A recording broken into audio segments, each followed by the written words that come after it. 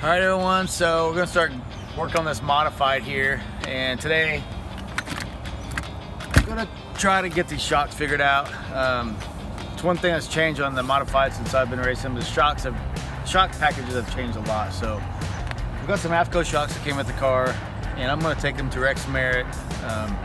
He's an Afco shock expert. If you don't know Rex, then you're probably a liar, or you haven't been racing modifieds in the Midwest. So I'm gonna take them to him and try to learn something about these shocks. And like I said, I've got a few shocks here. You can take a look here. I have no idea exactly what they are, so I think Rex is gonna throw them on the dyno for us and just look through them, and we're gonna try to learn something. So let's go to see some Rex Merritt. I got some shocks. Rex, how's it going? Pretty good. How you doing? Good. Looks like brought. Yeah, I thought you might know something about them. I've seen the blue ones before. I don't know about the others. Especially these Afcos. I don't know much about those others either. Yeah, we'll find out. Yeah. You can set them right there.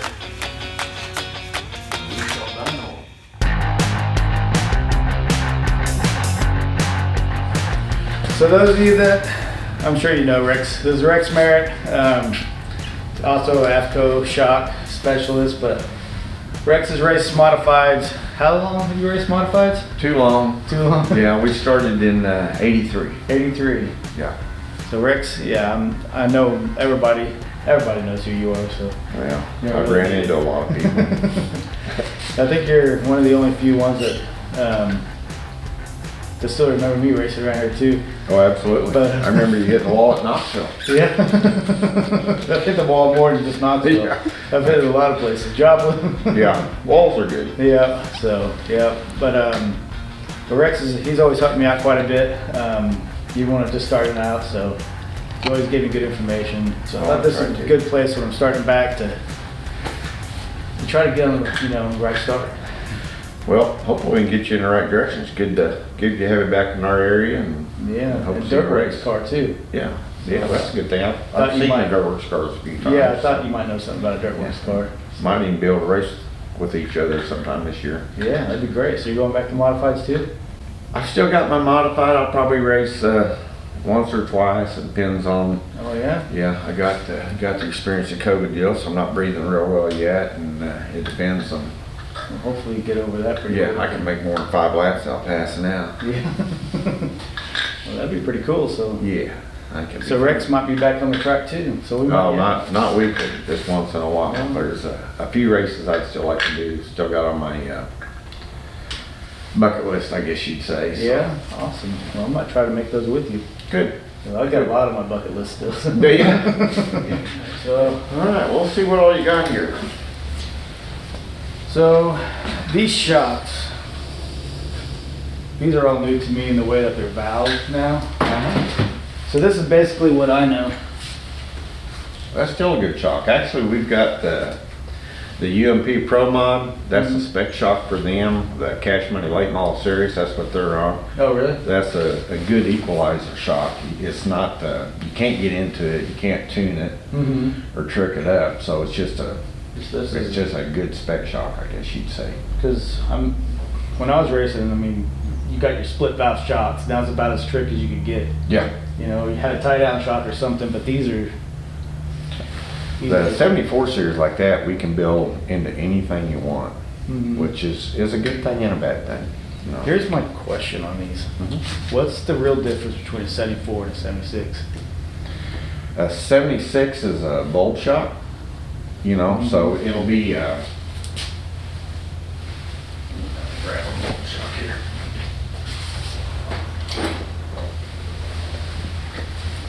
The biggest difference is this got a larger gas reservoir in it, Okay. and you can put a base valve in it.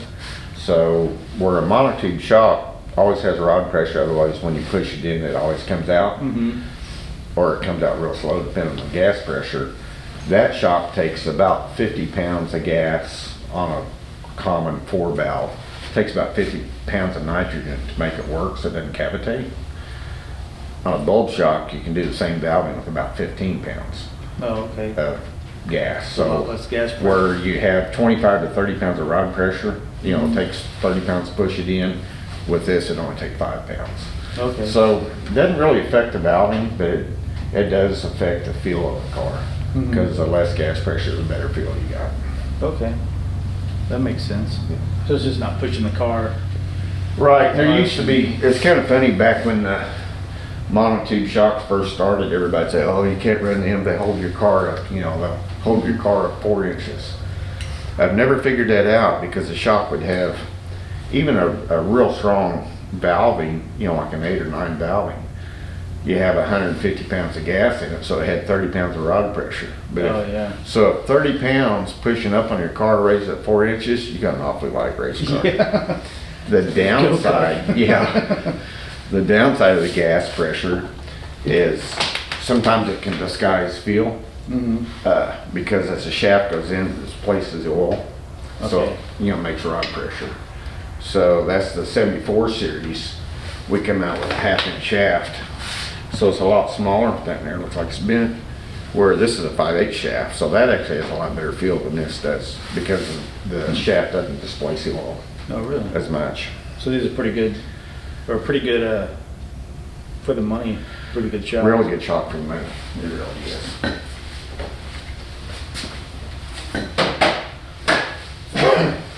Bent rod's not good. Yeah, just looking at it, looked like it might have a little tweak right there, but we can tell when we put it on the dyno. Okay. Yeah, these are pretty. Like I said, these I remember. 94, I know exactly what that is. Right, that's a 4 valve. Yeah. But these others, says left front standard rough. I have no idea what that is. Okay, probably a straight 5. That's a 4/6. That's a bit of a tie down. That's my standard left front that I normally use. And what that means is 4 compression, 6 rebound. Okay. So it's gonna hold the nose down a little bit on the left front. Actually, the left front's the only shock I tune with. Oh, really? Unless you really get on a different racetrack. Nothing on the left rear or anything? No, no, it's pretty standard there. I don't change the left rear very seldom on the right front. And then the right rear, I never mess with. No tie downs on the right front or nothing like that? Or? I run a tie down there, but I run the same, pretty well same valving all the time. I normally run like a 3 compression, 8 rebound. It just works good. I mean, with a Chevelle type front car, you know, with the geometry on the front, it's just a real good valving. I'm not a good shock salesman. I should say, yeah, you need 8 different shocks, but you don't. Yeah. I mean, that's one thing I remember. It seemed like when I got the car close, it just needed a little fine tune to make it, like the track changed and slicked up. I mean, there wasn't a whole lot. Maybe I might want the car just to kind of get over quicker. So I might, like the rebound, I might, you know, quicken the rebound on the left side or try to get it to the right side, just because the track doesn't have as much grip, you know. So that's the only thing I would kind of do. I might even go to like from a 95 on the right rear to a 94. Just like I just try to get it to roll a little quicker, but not nothing big. Right. Because I find if I did too much, I'd tune myself right off the track. And usually once I got the car, you know, where I liked it, it didn't take a whole lot. It was really just making it speed up or slow down. Yep. Well, that's the thing about the shock. The shock's nothing but a timing device. I mean, the car's going to get the same amount of roll whether it's got shocks on it or not. This is just going to basically tell the car how quick it's going to roll and how long it's going to stay rolled over. And that's really the main reason I only tune with the left front, because it dictates how quick the weight gets on the right rear, the right front, and the right front dictates the left rear. So if there's one shock that everybody forgets about the left front, you know, it's not important, but it's, as far as tuning, as far as I'm concerned, it's probably the most important. That's true, because it is, like, I guess it does affect how quick that's getting onto the, you know, your side bite and everything on your right rear getting in. Yeah, normally I'll do like this shock, I'll do a 4 compression, 6 rebound for standard. And then when track slicks off, I'll do like a 5 compression, 3 rebound, which holds the car up and makes it get on the right front quicker. Okay. And then if you're running on a real slow, flat track, then I'll take the 460 head on the left front, put it on the right front. So it's basically just letting it come back, because on a real slow flat track, you're kind of in drag race mode, rolling through the corners and standing on the gas. So you want to take some rebound out of the front of the car to make it act more like a drag car, I guess you'd say. Okay. And especially with the B mods or Pro mod, something that doesn't have a lot of mechanical bite. You know, a 4-bar car with a spring bar or biscuit bar, it's got a lot of mechanical bite. 2-link car doesn't. So the shock. No spring indexing or nothing. So, good to know. That's why I brought these to you. There's a lot of this stuff I've just forgotten too. I mean, Sometimes the more you forget, the better off you are. And then see, this is your left front slick. It's 5 compression, 3 rebound. 5 compression, 3 rebound, left front slip. Yep. Okay. So just a faster rebound on it.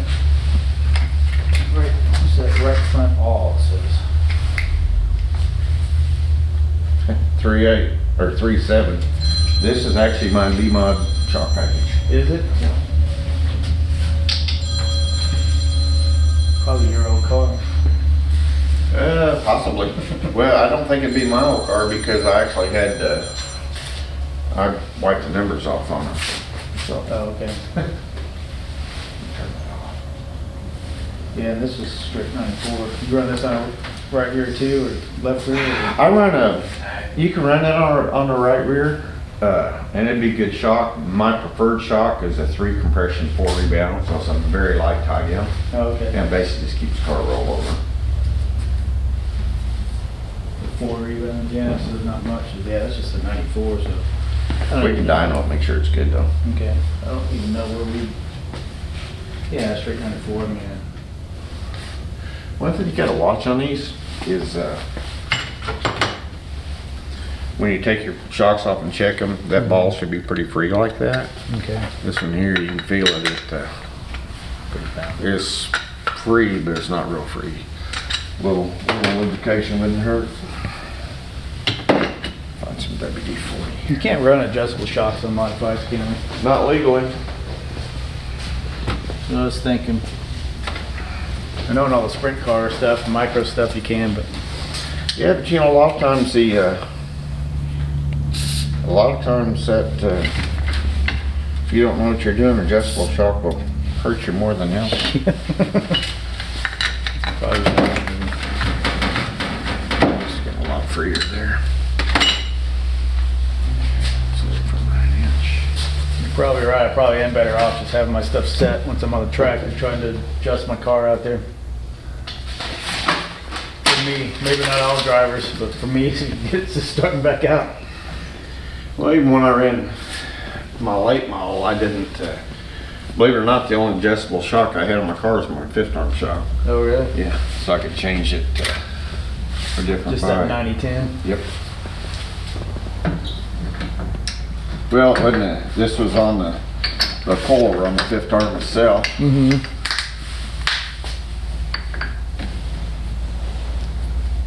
Yeah, I think on my late model, I think we just ran a 90-10 all the time. Yeah. I didn't really know enough about that 5th arm to do anything else.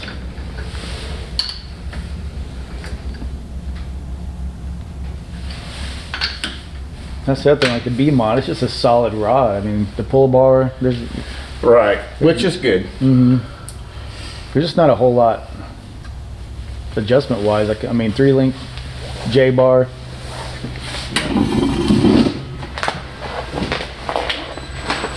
Get a little heat in this shock.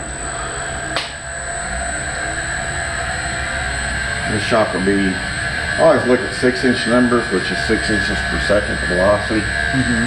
And this shock will be in the 80 pounds compression, 120 pounds rebound range.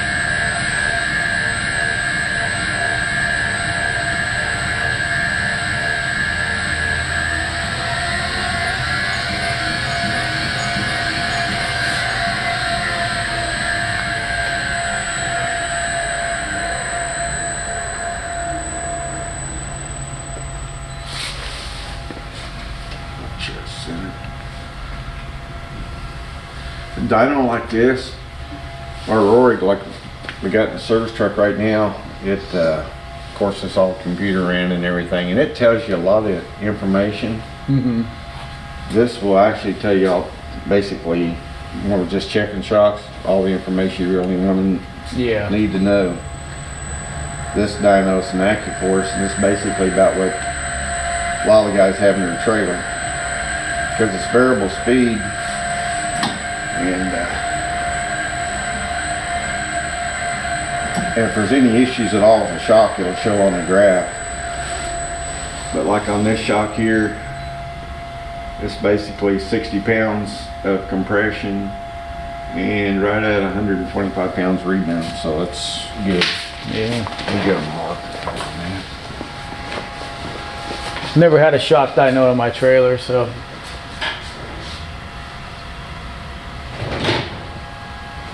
So 60 pounds of rebound and you say 150 Yes, it's in compression? yeah.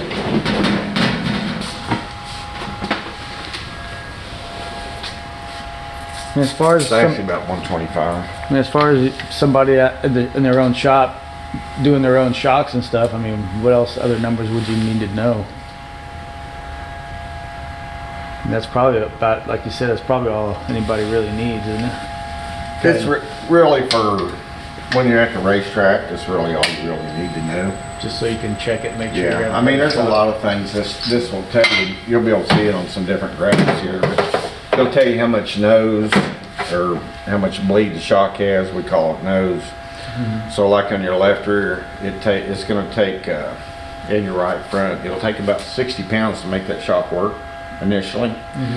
So if the shock's got a lot of nose, see, this has a bit of nose to it, but they'll come way out like that at 1 inch per second, and then it will go up. And then like on a digressive shock, it'll be more of a egg-shaped circle. Oh, okay. That was good.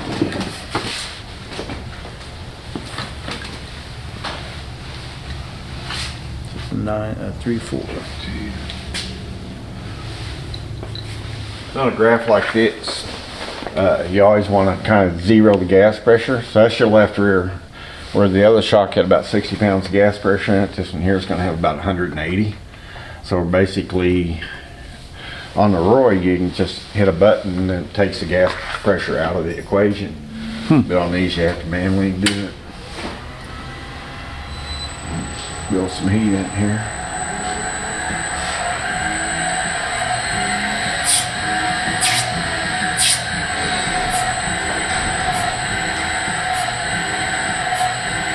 Now on this graph, this side over here is compression, that side over there is rebound. Get back down. This.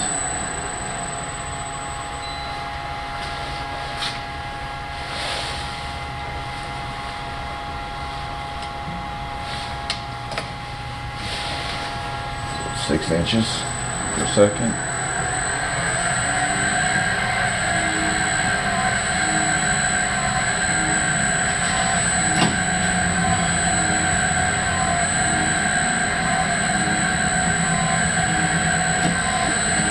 And you can see the difference on this circle here is your right rear, this one's your left rear.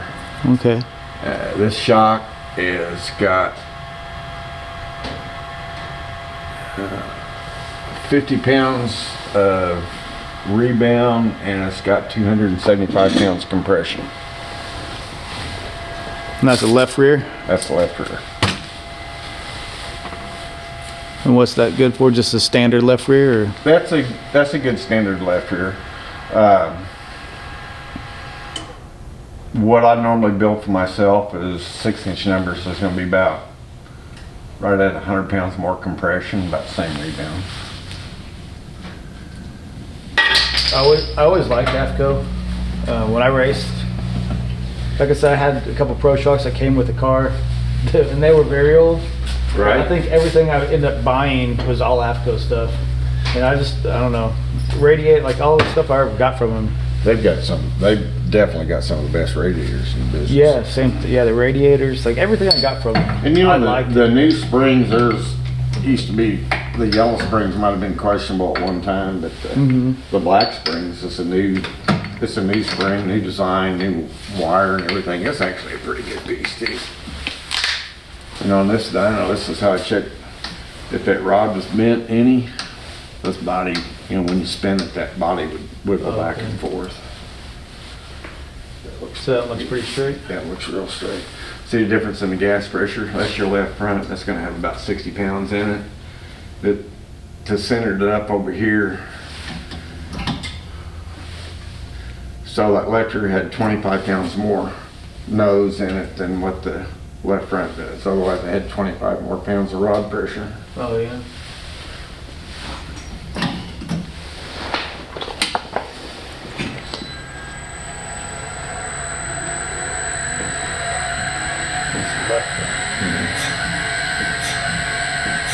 It's gonna be your easy up. That's just slick. It's slick, smooth double tab at That's what it once. says, yeah, so it's smooth.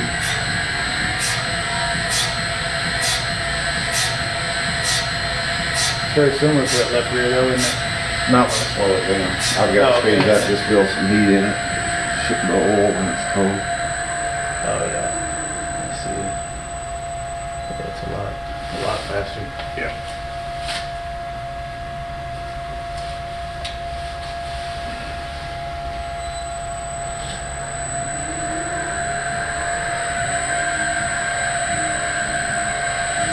So that shock is about 160 on compression and 75 on rebound, which is right on money. Those shocks are probably pretty new, aren't they? Yes, these are all pretty new shocks. See, they don't look like they've been raced very much. Don't look like the way I would race them. Bent shafts.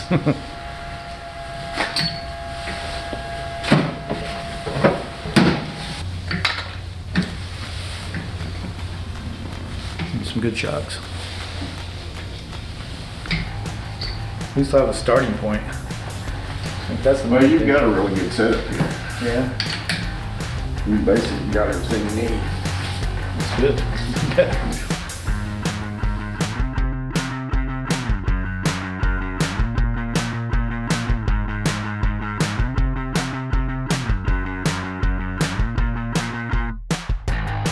Compression, what was it? 125. 125. Yeah, it's real close to what the Afco is.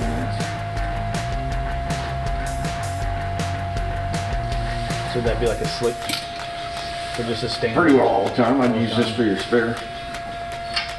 I mean, it's a good shot. It's always good to have spares. Always good to have spares. Especially with a race like ours. Yeah.